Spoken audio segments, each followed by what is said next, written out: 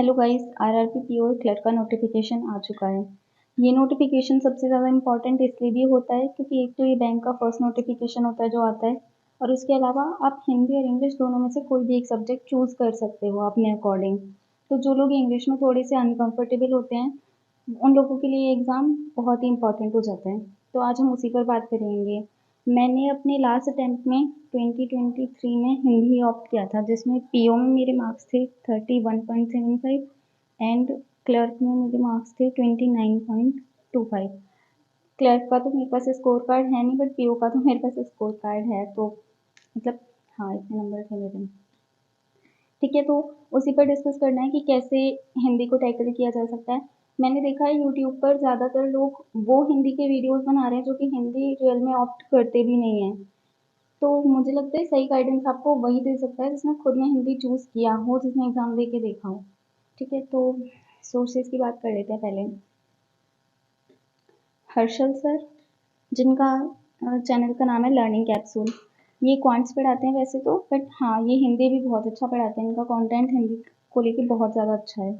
अच्छा मतलब जैसा एग्ज़ाम में जो आप क्वालिटी देखते हो ना क्वेश्चंस की, वही सेम कर सर कराते हैं अपनी वीडियोस में। पहले तो इनके कुछ 40 टू 43 ऐसे करके वीडियोस है, बट अभी पता नहीं क्या हो गया है, सिर्फ 6 या 7 ही दिख रहे हैं चैनल पर। मैंने चेक किया था, बट ठीक है, उन 6-7 में भी काफ़ी अच्छा कंटेंट है, तो आप एक बार वो 6-7 वीडियोस तो देखिए। देन यशराज सर, जिनके चैनल का नाम है वेटेरन। इस पर उन्होंने एक मैराथन ली हुई है, शायद 1 या 2 मैराथन कुछ ली हुई हैं हिंदी के लिए।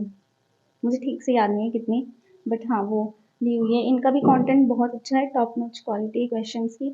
क्योंकि पता है हिंदी में जो मैंने फील किया था वो ये था कि जो हम मॉक टेस्ट में करते हैं ना, वो या तो बहुत इजी हिंदी होती है या बहुत ही एक्सट्रीम टफ हिंदी दे देते हैं, जो एग्जाम से जिसका कोई रेलेवेंसी ही नहीं है। बिल्कुल इररेलेवेंट क्वेश्चन होते हैं, बट पेपर में ऐसा नहीं होता है। वहाँ इतना करने लायक आता है कि आप अच्छा स्कोर कर सकते हैं। तो ये 2 तो यूट्यूब चैनल्स हैं, मतलब 2 तो टीचर्स हैं। इनके अलावा मैंने किसी टीचर को तो फॉलो नहीं किया हिंदी के लिए। मुझे उतना कुछ खास लगा भी नहीं, बट एक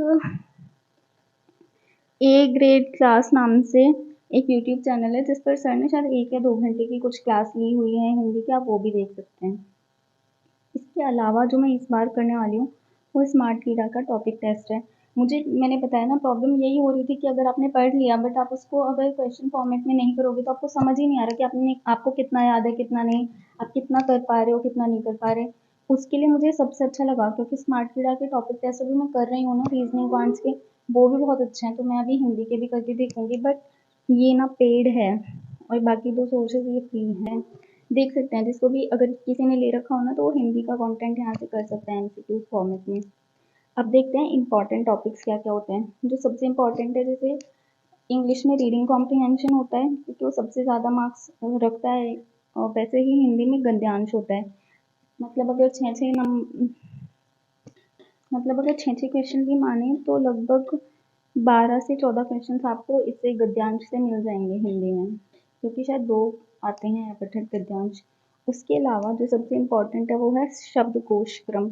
मैं इस टॉपिक के बारे में बिल्कुल नहीं जानती थी, मुझे पता भी नहीं था कि ऐसा कोई टॉपिक होता भी है हिंदी में। बट हर्षल सर की ये वीडियो आपको यूट्यूब पर मिल जाएगी। अब जैसे ही हिंदी बाय हर्षल सर लिखेंगे, आपको 7 या 8 कुछ वीडियोस मिल जाएंगे प्लेलिस्ट में।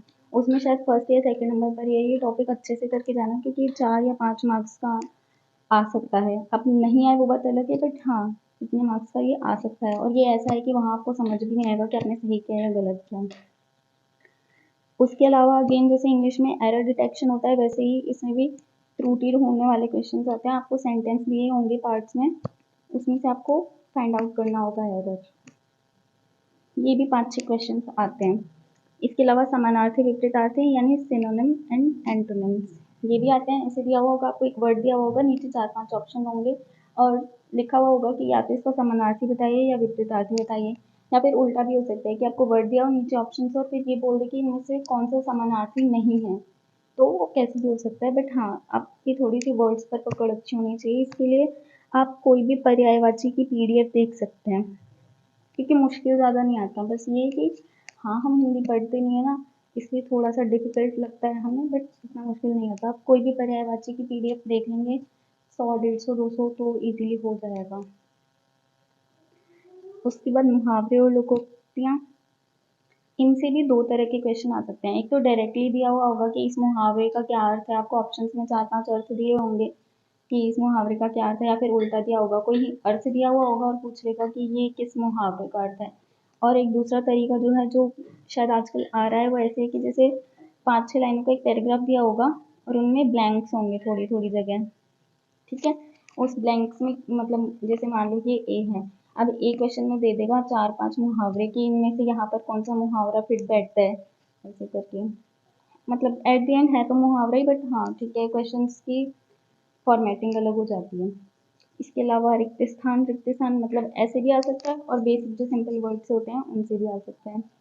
पैरासिम्बल का हिंदी वर्ड मुझे पता नहीं है, बट ये भी आता है हिंदी में, ये थोड़ा मुश्किल होता है हिंदी के लिए, आई डोंट नो क्यों, बट मुझे थोड़ा सा मुश्किल लगता है। एक तो पैरासिम्बल और एक त्रुटि, क्योंकि ना हम हिंदी रेगुलर बोलते हैं, समझते हैं, बट हम हिंदी को एज ए लैंग्वेज कभी उतना अच्छे से पढ़ते नहीं है, इसलिए हमें पता नहीं चलता कि हम खुद कहाँ गलती कर रहे हैं। इंग्लिश को तो क्या है, हम एज ए लैंग्वेज पढ़ते हैं, पूरी ग्रामर पढ़ते हैं, सब कुछ करते हैं, तो हमें एरर फाइंड आउट करना ईजी होता है। मतलब इतना मुश्किल नहीं आएगा हिंदी में भी, बट हाँ मुझे थोड़ा सा मुश्किल लगता है। इसके अलावा शब्द अर्थ वही सेम, जैसे कुछ कोई शब्द दिया हुआ होगा, उसके 4-5 ऑप्शन भी होंगे कि ये किसका अर्थ है, ऐसे करके। तो टॉपिक्स तो यही हैं। अब सबसे इम्पोर्टेंट सवाल कि क्या हिंदी लें या इंग्लिश लें। तो देखिए, मेरा मानना ये है कि मेरी तो हिंदी अच्छी है, इसलिए मैं अपना टाइम इंग्लिश में क्यों वेस्ट करूँ, जब मुझे पता है कि मेरी हिंदी अच्छी है, मेरे मार्क्स भी अच्छे आ रहे हैं, मैं हिंदी पढ़ने में समझने में ज़्यादा कंफर्टेबल हूँ इंग्लिश की बजाय, तो मैं अपना टाइम यहाँ दूंगी ना, ताकि मैं अपने मार्क्स को बूस्ट कर सकूँ। हो सकता है मतलब इंग्लिश इतनी भी खराब नहीं है मेरी, हो सकता है अगर मैं इंग्लिश करती तो भी इतने आ जाते, बट मुझे हिंदी कंफर्टेबल ज़्यादा लगती है, इसलिए मैंने हिंदी ली थी। वो लोग हिंदी ले सकते हैं जिनकी रीडिंग थोड़ी सी अच्छी है, जिनकी शब्दों पर पकड़ थोड़ी सी अच्छी है। अगर रीडिंग अच्छी नहीं है, रीडिंग बहुत स्लो है हिंदी में, और शब्दार्थ पर्यायवाची ये सब बिल्कुल नहीं आते हैं, और इंग्लिश आप लगातार बैंक एग्जाम्स के लिए पढ़ रहे हैं, तो इंग्लिश के लिए आप जा सकते हैं, क्योंकि क्लर्क में इंग्लिश उतनी टफ आएगी नहीं, और पीओ में जो आएगी तो सबका एवरेज सही स्कोर होता है। कुछ लोग ऐसे करते हैं कि मतलब जैसे इंग्लिश पढ़ते हैं, पढ़ रहे हैं, वहाँ जाके अचानक से सोचते हैं कि हिंदी कर लेंगे, बट वो सबसे गलत चॉइस है, क्योंकि हिंदी इतनी इजी नहीं आती है बैंक की।